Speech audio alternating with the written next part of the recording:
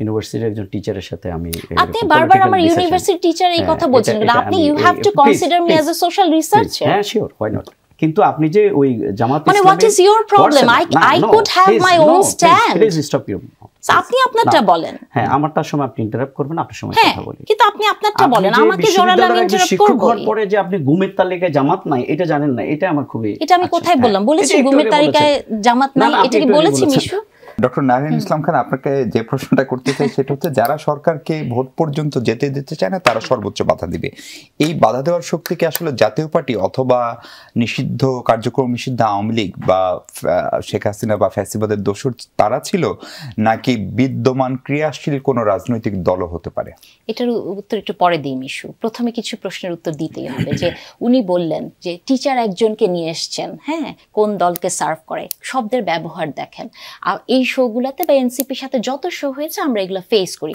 আপনি আমাকে একটা কথা বলেন যে বাংলাদেশে কোথাও কি লেখা আছে যে কোনো শিক্ষক রাজনীতি করতে পারবে না বা তার মতামত দিতে পারেন এখন আপনার পক্ষে কথা না গেলে আপনি তখন আমাকে আপনি বলছেন যে আমি পক্ষপাত দুষ্ট তাই না এটা কি আপনার মনে হয় যে গণতান্ত্রিক একটা চর্চা কারণ আমার যদি এই মুহূর্তে মনে হয় যে আমি নির্বাচন চাই এটা আমার একজন নাগরিক হিসেবে মনে হতেই পারে তাতে কি আমি পক্ষপাত দুষ্ট হয়ে গেলাম মানে একজন সাধারণ মানুষ কি এভাবে চিন্তা করতে পারে না সাধারণ মানুষ কি বিএনপিকে সাপোর্ট করতে পারে না পারে নাকি সাধারণ মানুষকে শুধু এনসিপি এবং জামাতকেই সাপোর্ট করতে হবে শব্দটি বলেছেন যে গুপ্ত গুপ্ত নাকি ছাত্র দলের শব্দ আপনি গুপ্তের মানে আপনি তো একজন জার্নালিস্ট গুপ্ত কি আপনি ছাত্র দলের শব্দ মনে করেন আপনি কি আপনার নিজের চোখে শিবিরের গুপ্ত কার্যকলাপ দেখেন না যারা কতদিন আগে এই ছাত্র লীগ ছিল তারা শিবির হয়ে আত্মপ্রকাশ করেনি ঢাকা ইউনিভার্সিটি এটা নিয়ে কোর্ট পর্যন্ত চলে গেছে তো তাই না তাহলে এই যে গুপ্ত একটা শব্দকে আপনি বলেই দিচ্ছেন যে ওই দলের লোক শুধু এই কথাটা বলে দেখেন রাজনৈতিক দ্বিচারিতা কাকে বলে এনসিপির উদাহরণ দিই সামান্তার প্রসঙ্গ যখন আপনি তুললেন উনি বললেন যে এটা সামান্তার ব্যক্তিগত বিষয় এটা তাদের দলীয় অবস্থান না কিন্তু নয়ন যখন স্লোগান দেয় তখন সেটা ছাত্র দলের স্লোগান হয়ে যায় এবং তারেক রহমান তাকে ইনফ্লুয়েন্স করে এটা বলতে উনি বলেছেন তারেক রহমান খুশি হয় তারেক রহমান যে ক্রমাগত বলে যাচ্ছে যে এই জুলাইটা কারো একার নয় এটা সবার এবং উনি কিন্তু একমাত্র যে মানে অগাস্ট মাস থেকে বলছেন যে ক্ষমতায় যাওয়াটা এত সহজ হবে না উনি কিন্তু প্রথম থেকে এই কথাটা বলছেন তাহলে তারেক রহমান যখন এই কথা বলে নয়ন যখন স্লোগান দেয় সেটা সম্পূর্ণ তার দলীয় হয়ে যায় কিন্তু উনাদের সামান্থা মেয়েদেরকে কাপড়ের জন্য একটা কমিটি বানিয়ে দিচ্ছেন তাই না কত কিছু করলেন যে কি বলেছিল না মনে আছে পোশাকের জন্য তারা কত মানে কমিটি বানাবে হ্যাঁ ওগুলা সব হয়ে যায় তাদের দলের যে নীলা ইসরাফিল যে নারীকে নিয়ে যে ঘটনাগুলো ঘটেছে সেগুলো হয়ে যায় তুষারের বিষয় হয়ে যায় ব্যক্তিগত কিন্তু বিএনপির কেউ কিছু বললে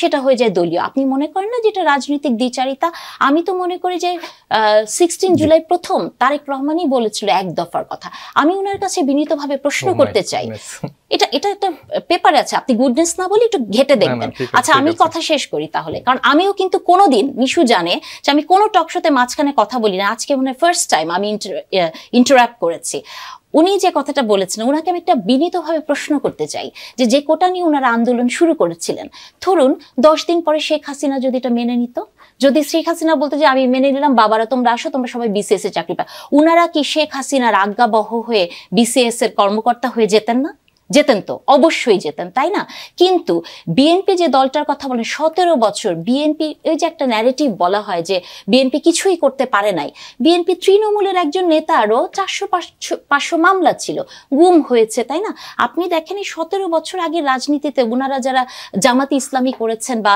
অনেক তারা কি কখনো ফেস করেছে গুম হয়ে যায় এগুলো তো নতুন একটা ট্রেন্ড শুরু হয়ে গিয়েছিল তাই না মানুষকে কিভাবে মুখ বন্ধ করে হ্যাঁ আপনি গুমের কথা বলতে পারেন সেটা সেই সিরাজ শিকদারের সময় থেকে শুরু হয়েছে কিন্তু ওইটা একটা এক্সেপশনাল বিষয় ছিল তাই না কিন্তু আপনি যখনই এই কথাগুলো বলবেন আপনি কোনো একটা কিছু বললে নির্বাচন চাইলে আপনি পক্ষপাতিত্ব হ্যাঁ এগুলো তো খুবই অপমানজনক কথা আসলে আপনারা বলেন হ্যাঁ প্রশ্নটা যেন কি নির্বাচন আয়োজনে সর্বোচ্চ বাধা আসতে পারে এই বাধাটা আসলে কারা দিচ্ছেন প্রধান উপদেষ্টা কি বলতে চান আসলে আমি তো মনে করি এই মুহূর্তে ওই যে আমরা বলি না পর্দার আড়ালে নির্বাচনে সর্বোচ্চ বাধা দিচ্ছে জামাত এবং এনসিপি।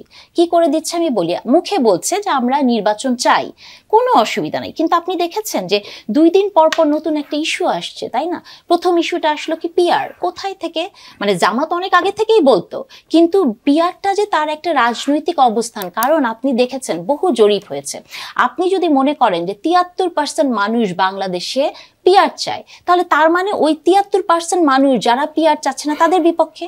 তাহলে আপনি যদি নর্মাল ইলেকশনে দাঁড়ান, সেই 73% মানুষ আপনাকে ভোট দিবে, আপনি ক্ষমতায় যান, যে আপনি পিআর পদ্ধতি চালু করেন, অসুবিধার তো কোনো কিছু নাই, তাই না? তাহলে এই যে জরিপগুলা করে, তারপর পিআর গেল, পিআর যে এখন উচ্চ কক্ষে যে থেমেছে, এরপরে কি হলো, জাতীয় পার্টির নিষিদ্ধকরণ, তাই না? আপনি দেখেন জাতীয় পার্টি নিষিদ্ধকরণের সময় যখন আওয়ামী লীগকে নিষিদ্ধকরণের কথা বলা হয়েছে, জামাত কি কোনো অফিসিয়াল স্ট্যান্ড নিয়েছে? কিন্তু জাতীয় পার্টির বেলায় জামাত একেবারে অফিসিয়াল স্ট্যান্ড নিয়ে গেল। এনসিপির লোকজন বলছে যে তারা নাকি কিছুই পায় না সরকারের কাছ থেকে, তাই না? আপনি দেখেন যে এই যে আওয়ামী লীগের যে কার্যকলাপ নিষিদ্ধ করা হয়েছে, যমুনার সামনে কারা গিয়েছিল? এনসিপি। তাদেরকে এবার ঠান্ডা পানি মারা হয়েছে গরমের মধ্যে আরাম দেওয়ার জন্য, তাই না? অথচ নুরু বেচারার কি হলো আপনি দেখেন, তাই না? তার মানে হচ্ছে কি যে আপনি নিজেকে সুবিধাজনক জায়গায় রাখার জন্য যখন যেটা ইচ্ছা আপনি সেটা বলবেন, আর অন্য কেউ যদি তার অবস্থান থেকে কথা বলে তাকে আপনি বিভিন্নভাবে ওইভাবেই বলে দিচ্ছেন যে একজন টিচার নিয়ে এসছেন যে অন্য দলকে কি সাপোর্ট করে। শব্দের ব্যবহার আপনি চিন্তা করে দেখেন, শব্দ চয়ন। হ্যাঁ জি ভাই, আপনার কাছে যেটা বলতে চাই, বিএনপির আরেকজন সিনিয়র নেতা উনি অভিযোগ করেছেন নির্বাচন বানচালের চেষ্টা চলছে, এবং প্রফেসর নাহিনায়েন ইসলাম যেটা বলছেন, বানচালের সেই চেষ্টা যারা করছেন সেটি অবশ্যই অন্য দলও হইতে পারে যারা পলাতক, কিন্তু সেই অভিযোগ আপনাদের দিকেও আছে, এটাকে কি বলবেন? আসলে আজকের টকশো তো আপনি যা বলতেছেন ওগুলোর উত্তর দেওয়া যাচ্ছে না, আপু যা বলতেছে ওগুলোর উত্তর দিতে হচ্ছে, মানে যুক্তি খণ্ডন করতে হচ্ছে বেশি। কারণ আমি ফার্স্ট টাইম পলিটিক্যাল এমনি যারা যায় তাদের সাথে তো কথা বলি, কিন্তু ফার্স্ট টাইম এরকম ইউনিভার্সিটির একজন টিচারের সাথে আমি, আপনি বারবার আমার ইউনিভার্সিটি টিচার এই কথা বলছেন, আপনি you have to consider me as a social researcher. হ্যাঁ শিওর, হোয়াই নট। কিন্তু আপনি যে ওই জামাত মানে what is your problem? I could have my own stand. Please stop you. আপনি আপনারটা বলেন। হ্যাঁ, আমারটার সময় আপনি ইন্টারাপ্ট করবেন, আপনার সময় কথা বলি, কিন্তু আপনি আপনারটা বলেন, আমাকে জোরালো আমি ইন্টারাপ্ট করব। পরে যে আপনি গুমের তালিকায় জামাত নাই এটা জানেন না, এটা আমার খুবই, এটা আমি কোথায় বললাম? বলেছি গুমের তালিকায় জামাত নাই, এটা কি বলেছি মিশু? আচ্ছা, আপনি যে ফরহাদ নামে ঢাকা বিশ্ববিদ্যালয় যাকে আজকের যে প্রেসিডেন্ট হিসেবে ছাত্রলীগ করতো, আপনি দেখেন ছাত্রলীগের যে ফরহাদ, সে কিন্তু ভিডিও এখন ভাইরাল, সে বলছে আমি ফরহাদ। তাহলে আপনি এটা কিভাবে বলতে পারলেন? নারীদের নির্যাতনের ব্যাপারে যে বলে এসেছে ছাত্রদল করে, অলরেডি তার এটা ভাইরাল হয়ে গেছে, তার স্ট্যাটাসের মধ্যেই কিন্তু বিএনপির সকল কার্যক্রম পাওয়া যাচ্ছে, মানে যাকে নিয়ে হাইকোর্ট পর্যন্ত যাওয়া।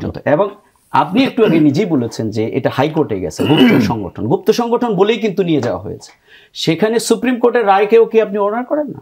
সুপ্রিম কোর্ট রায় দিয়েছে যে ইলেকশন হবে 9 তারিখে, এবং এর মধ্য দিয়ে আপনার বিশ্ববিদ্যালয় সহ সব বিশ্ববিদ্যালয় ইলেকশন, কিন্তু ওই ছেলেটিকে বহিষ্কার করেছে সাময়িকভাবে ঢাকা বিশ্ববিদ্যালয়।